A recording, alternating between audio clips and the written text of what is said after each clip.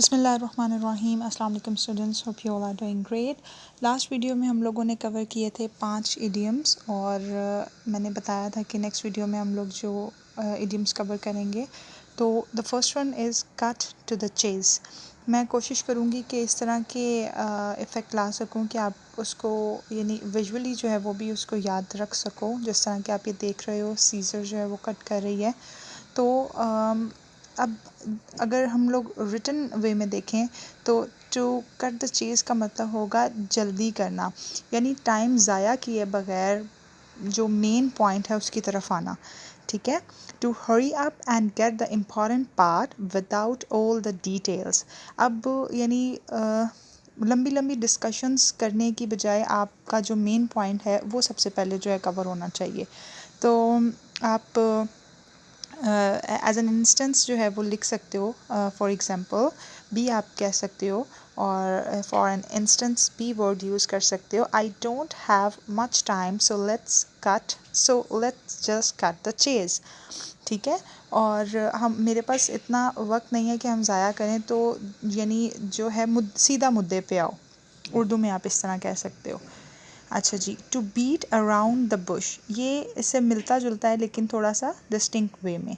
Meaning to avoid talking about what is important. For example if you want to ask me just ask, don't beat around the bush. अब जिस तरह होता है ना, हम लोग बातों को घुमाते फिराते हैं, तो इसका ये मतलब है कि बातों को घुमाने फिराने से बेहतर है कि सीधा जो है वो काम की बात करना। अब कट द चेज़ जो है वो भी इसी एक किस्म के इसी तरह से यूज़ किया जा सकता है, लेकिन स्लाइट सा डिफरेंस ये है इसमें कि आप कह रहे हो कि भाई जल्दी जल्दी बात की तरफ आओ। ठीक है, थोड़ा सा फ़र्क है आपको। और इसमें to beat around the bush में आप कह रहे हो बात को घुमाओ नहीं और सीधा मुद्दे पे आओ। अब जिस तरह हमने एग्जांपल में देखा, if you want to ask me just ask, don't beat around the bush. और जिस तरह अब कट द चेज़ के लिए हम ये बना सकते हैं कि भाई अगर कोई मीटिंग हो रही है तो कोई फालतू डिस्कशंस हो रही हैं, तो आप कह रहे हो I think it's better to cut the chase, कि यानी आप अपनी तरफ से कह रहे हो कि मुझे लगता है कि ये बेहतर है कि हम सीधा काम की बात करें। ठीक है, अच्छा जी, it's all in your head. It's all in your head simple जुमले के तौर पे भी आप इसे यूज़ कर सकते हो। जिस तरह बच्चे जो हैं, ठीक है, आपको वो कहते हैं कि मॉन्स्टर्स के बारे में बताते हैं कि हमें डर लग रहा है या हमें नींद नहीं आ रही, तो एक यानी आप बच्चों को कहते हो कि it's all in your head, they don't exist. वो असल में एग्जिस्ट नहीं करते, ये सब आपके दिमाग की बातें हैं। तो इस तरह ये छोटे छोटे जुमले बोल के आप अपनी इंग्लिश को इम्प्रूव कर सकते हो। अच्छा जी, have your hands full. Have your hands full जैसे अब आप इसको इस तरह विजुलाइज़ करो कि आप मार्केट से आ रहे हो, आपके हाथ में ढेर सारे बैग्स हैं, ठीक है, शॉपिंग बैग्स हैं, और आप देख रहे हो किसी को लेकिन आप मदद नहीं कर पा रहे, या कोई आपसे कह रहा है कि मेरी हेल्प करना, तो आप उसको क्या कहोगे? Sorry, oops, my bad, I have my hands full, या माई हैंड्स आर फुल। तो ये दोनों तरह से आप यूज़ कर सकते हो। Meaning to be very busy, यानी इसको आप मुख्तलिफ़ तरह से यूज़ कर सकते हो। ऐसा नहीं है कि आप मसरूफ़ हो या ऑलरेडी आप यानी बाउंड हो, आप नहीं कर पा रहे किसी की मदद, तब भी आप ये जुमला यूज़ कर सकते हो। आई have my hands full with my 3 children, यानी क्योंकि विद माई 3 चिल्ड्रन यहाँ जो यूज़ किया गया है क्योंकि बच्चों का काम भी काफ़ी ज़्यादा होता है उनके साथ करने वाला, तो उसका यहाँ ये मतलब है इस बात का कि मेरे पास ऑलरेडी बहुत ज़्यादा काम है और मैं काम मज़ीद नहीं कर सकती। For an instance, I really wish that I could babysit for you tonight, but I am afraid my hands are full at the moment. कि मैं ऑलरेडी मसरूफ़ हूँ, शायद मैं आपके लिए बेबी सिटिंग प्रोवाइड ना कर सकूँ। ठीक है, तो आप ये जुमला तब बोल सकते हो जब आप किसी को कोई फेवर नहीं दे पा रहे, या आप ऑलरेडी आपका जो यानी टाइम स्केड्यूल है वो ऑलरेडी बुक्ड है। ठीक है, और नेक्स्ट आ जाता है पेन इन द नेक। अब पेन इन द नेक भी बड़ा आसानी से आप याद रख सकते हो, जैसे गर्दन में दर्द होना। कोई काम इतना ज़्यादा आपको रिपीटेडली मिले कि आप एग्जॉस्टेड फील करो, या आपको यानी दिमाग में दर्द छिड़ जाए, गर्दन में दर्द छिड़ जाए, तो उस तरह आप ये वर्ड जो है वो इस इडियम को यूज़ कर सकते हो। मीनिंग समवन और something that is very annoying. अब ज़रूरी नहीं है कि किसी चीज़ के लिए, किसी काम के लिए, बल्कि आप अपनी सिबलिंग्स के लिए, अपने बच्चों के लिए भी ये जो इडियम है वो यूज़ कर सकते हो। जैसे एग्जांपल में उसने दिया, my little sister is a pain in my neck, she never leaves me alone. कि जो मेरी छोटी बहन है वो मेरे तो गर्दन का दर्द बन गई है, वो मुझे 1 मिनट के लिए भी अकेला नहीं छोड़ती।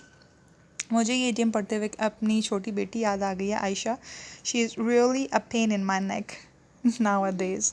अच्छा जी, अब एक और इसका जुमला देखें। First you wanted a lamp, now you want a desk, you are becoming a real pain in the neck. अब ये देखें, इस तरह उसने बिल्कुल डिफरेंट तरीके से यहाँ उसे यूज़ किया कि भाई पहले तुमने मेरे से लैम्प मांगा, अब तुमने मेरे से डेस्क मांगा है, अब तुम यानी जो तुम्हारी बढ़ती बढ़ती ख्वाहिशें हैं मेरे लिए तो गर्दन का दर्द बनती जा रही हैं। A pain in the head, ये भी आप यूज़ कर सकते हो। अच्छा जी, monkey on the back. Monkey on the back यानी इसका ये होता है जिस तरह बंदर होते हैं ना, वो किसी चीज़ का पीछे ही पड़ जाना, यानी बहुत ज़्यादा in an irritating manner, you can say like that, a serious problem that will not go away। यानी कई दफ़ा आप बहुत ज़्यादा जो होते हो, परेशान हो जाते हो, और यानी कोई चीज़ ऐसी आपके पीछे पड़ जाती है, या कोई ऐसा प्रोजेक्ट जो आपसे ना हो पा रहा हो, या कोई एक ऐसा काम जिसकी वजह से आप परेशान हो जाओ, या कोई इस तरह के सर्कमस्टांसेस जिनसे आप निकल नहीं पा रहे हो, तो वो सिचुएशन क्या बन जाती है, मंकी ऑन योर बैक। तो आप इसको इस तरह इसका जुमला देखो, that huge credit card payment is a real monkey on his back. यानी इस चीज़ से अब वो पीछा नहीं छुड़ा पा रहा, या इस कैफियत से नहीं निकल पा रहा, तो ये इसके लिए एक मुश्किल सिचुएशन हो गई है। ठीक है। अच्छा जी, इसी तरह मंकी का ही एक और आप याद कर लें, मंकी बिजनेस।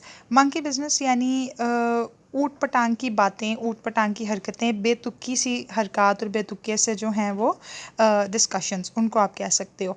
मीनिंग सिली और डिसऑनेस्ट बिहेवियर। ठीक है, कुछ इस तरह का, यानी स्ट्रेंज बिहेवियर, जो कि जिस तरह बंदरों के काम होते हैं एक जगह से उठ के दूसरी जगह जाना, और ऊट पटांग शरारतें और हरकतें करना, वो। Our teacher wanted us not to try any monkey business while she was out of the room। यानी हमारी टीचर ने हमें वार्न किया कि कोई भी बंदरों वाली हरकतें नहीं चलेंगी जब वो क्लास से बाहर गई तो, या वो जब क्लास से बाहर थी या जाएंगी। और आज हमने मेरे ख्याल से 6 इडियम्स कवर किए हैं। इंशाल्लाह नेक्स्ट वीडियोस में हम लोग इडियम्स कवर करेंगे। I will try to make distinct videos regarding idioms. और शुरू में तो हम छोटे छोटे इडियम्स कवर करेंगे इंशाल्लाह। फिर नेक्स्ट वीडियोस जो होंगी, अपकमिंग वीडियोस, उसमें मैं करूँगी थोड़ा सा टफ़ करेंगे, ताकि आप ज़्यादा से ज़्यादा अच्छा और बेहतरीन सीख सकें। Thank you for watching guys.